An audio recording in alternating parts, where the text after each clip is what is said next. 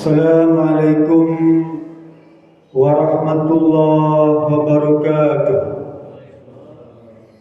Alhamdulillahi rabbil alamin. Wabihi nasta'inu ala umuri dunya waddin. Wa ala alihi wa sahbihi ajma'in. Amma ba'du. Di dalam sebuah hadis yang diriwayatkan oleh Abdullah bin Abi Aufa radhiyallahu anhu, qala Nabi sallallahu alaihi wasallam, naumus shaimi ibadatun wa sumtuhu tasbihun wa amaluhu mudha'afun wa du'auhu mustajabun wa dzambuhu maghfurun. Atau kama qala, hadis hasan riwayat Imam Al-Baihaqi. Kata Rasulullah SAW, tidurnya orang yang berpuasa, tidur orang berpuasa ini, itu dianggap sebagai ibadah. Kemudian diamnya orang yang berpuasa, saum tuh, kita diam, gak banyak ngomong dah. Ya, diam aja dah. Itu dianggap sebagai dia sedang bertasbih. Diam tuh, gak ngomong tuh, ya, gagu, gak banyak ngomong, itu dianggap sedang bertasbih. Di mana kita beramal? Sholat, ya, silaturahmi, sedekah dan sebagainya itu. Kata Rasulullah, kalau dia beramal, ngasih nasihat, ngajar itu, cari duit, macam-macam dah, itu ganjarannya dilipat gandakan. Dan yang istimewa lagi, kalau dia berdoa, itu doanya mustajabah, mananya mudah untuk dikabulkan. Dan yang terakhir, kata Rasulullah SAW, dosa-dosanya itu, ya, otomatis gugur, kecuali dosa besar, ya. Dosa-dosa yang ringan gitu, otomatis Pak, tanpa kita meminta, ya Allah ampuni dosa saya, dah, gak perlu. Selama dia berpuasa somdo, ya, maka 5 keutamaan itu akan didapatkan. Baik saum Ramadan, apalagi saum sunnah, sama saja. Berlaku umum hadis itu, ya. Lah bagaimana kalau di bulan Ramadan? Tentu ada tambahan istimewa lagi. Kalau ini dipraktekkan di dalam bulan Ramadan, yang sebentar lagi akan segera datang. Jadi kalau bulan Ramadan itu, kalau kita saum di siang hari itu, kalau kita tidur tuh, ya, kita dianggap ibadah. Habis salat subuh, ya, biasanya tidur. Umumnya tuh, umum lah, gitu ya. Karena bangunnya dari jam 2 dia tuh, nyiapkan makanan segala itu, tidur.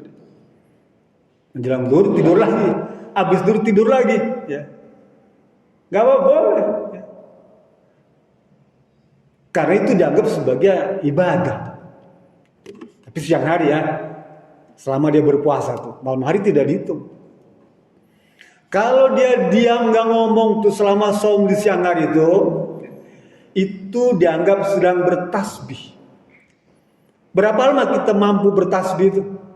Habis sholat kita baca tasbih 33 kali itu, paling 2 menit selesai.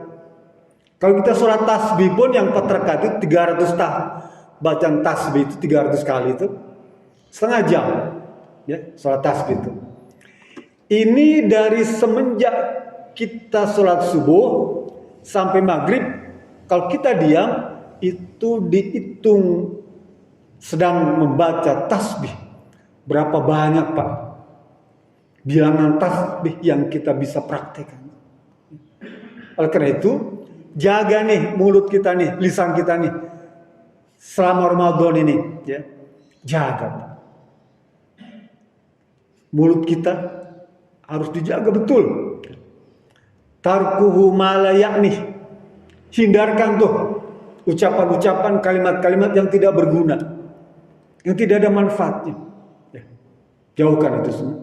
Karena kalau kita diam, itu dianggap kita sedang bertasbih. Lalu bagaimana kalau kita beramal? Semua amalan yang dipraktekkan selama Ramadan itu dilipat gandakan.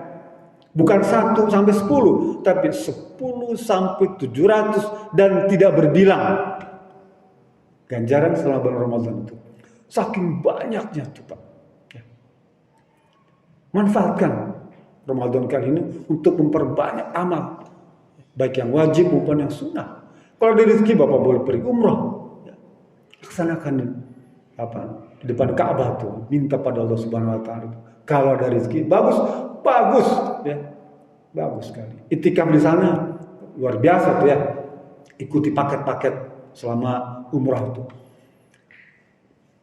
Yang keempat, kata Rasulullah, da'watuhu mustajabun. Doanya itu mustajab. Orang yang berpuasa nih Pak, minta pada Allah. Ya. Gua tutupin, sekalipun Allah itu sudah tahu apa yang sebenarnya kita inginkan tuh. Allah sudah tahu. Kita nggak minta pun Allah tahu keperluannya. Tapi meminta itu, berdoa itu adalah ibadah.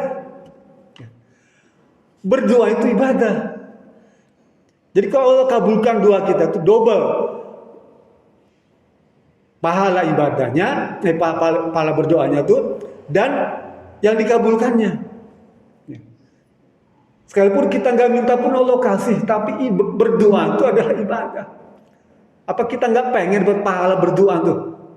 Sama orang nyari duit kasab tuh ya. Kasab itu ibadah. Kalau dapat double pahala usahanya dan pahala dapatnya. Berdoa juga sama. Jadi gunakan kesempatan untuk berdoa. Mau dijaharkan boleh, mau pelan-pelan boleh, mau angkat tangan boleh, mau tidak pun boleh. Minta pada Allah selama Ramadan ini. Dan yang kelima, Rasul bilang, zambuhu maghfurun. Dosa-dosa kita nih Pak. Gugur tanpa mohon ampunan tuh, otomatis dia. Ya, Ramadan nanti nih. Berapa banyak dosa yang telah kita kumpulkan tuh. Dengan istri, dengan anak, dengan tetangga, dengan orang tua, dengan teman tuh, gak keburu minta maaf. Ya. Kekeliruan kita, makanan, perbuatan, pakaian, macam-macam yang kadang-kadang kita gak ngerti tentang kehalalannya. Kita masa bodoh aja. Lah, saum menggugurkan semua dosa-dosa itu, kecuali dosa besar. Kembali. Lah kalau misal Ramadan ini datang setahun sekali, apa cuma tidur aja kerjanya? Sayang, rugi Pak. Ya, kalau cuma tidur sekalipun itu dianggap ibadah. Tidakkah kita ingin menambah lagi? Bukankah Ramadan itu setahun sekali datangnya? Dia tamu agung, bulan yang disucikan. Mestinya kalau kita ada tamu agung, kita mesti siap-siap tuh Pak. Kita diundang oleh Pak Lurah sebagai tamu tuh. Ya. Kita datang saja, kita pilih pakaian yang bagus. Ya. Kita bayangkan itu duduk di depan Pak Lurah atau di samping Pak Lurah atau di belakang Pak Lurah. Kalau kasih kesempatan ngomong, saya akan ngomong. Saya minta fasilitas diperbaiki. Ya. Udah disusun untuk kalimat itu. Ya. Saya mau minta ini, minta ini. Ya. Minta fasilitas ini. Karena pengen ketemu Pak Lurah nih. Ya. Lah ini Ramadan. Kita dianggap sebagai tamu agung. Apakah kita mau diam saja? Tentu kita akan pilih pakaian yang terbaik tuh. Ya. Makanya sebelum Ramadan ini ya, kumpulkan tuh pakaian perlengkapan sholat yang akan digunakan tuh. Bersihkan tuh. Sajadah yang 3 tahun gak pernah dicuci tuh, cuci ke laundry. Ya. Biar wangi itu sajadah. Kita kadang-kadang sajadah nih ya, setahun gak ganti-ganti tuh, sampai lecek tuh. Sampai depan tuh botak tuh sajadah tuh ya. Kadang-kadang bau, cuci. Ya. Lalu pakaian gamis kalau ada siapkan. Kumpulkan, saya mau selama 30 hari ini, so bikin 30 ganti baju. Boleh. Ya. Senin putih, Selasa hijau, ya boleh. Rabu kuning, boleh. Pakaian siapkan. Topi, kopiah, pilih lagi, cuci lagi yang bau-bau itu disingkirkan. Bersihkan semua, sucikan karena kita akan menyongsong bulan suci. Setelah seluruh perlengkapan ibadah itu bersih suci, hati kita sucikan kembali. Bagaimana caranya? Ya, bersihkan. Kalau tetangga dekat, ya mohon maaf Pak. Mungkin selama setahun ini saya punya salah sama sampean, maafin saya. Bersihkan hati kita tuh. Ya. Sekarang mungkin lebih gampang, orang pakai WA, ya, share kan semua teman tuh. Mungkin lebih afdol kita datang, kita salaman, yang ketemulah salaman. Maafin saya, ini menjelang bulan suci.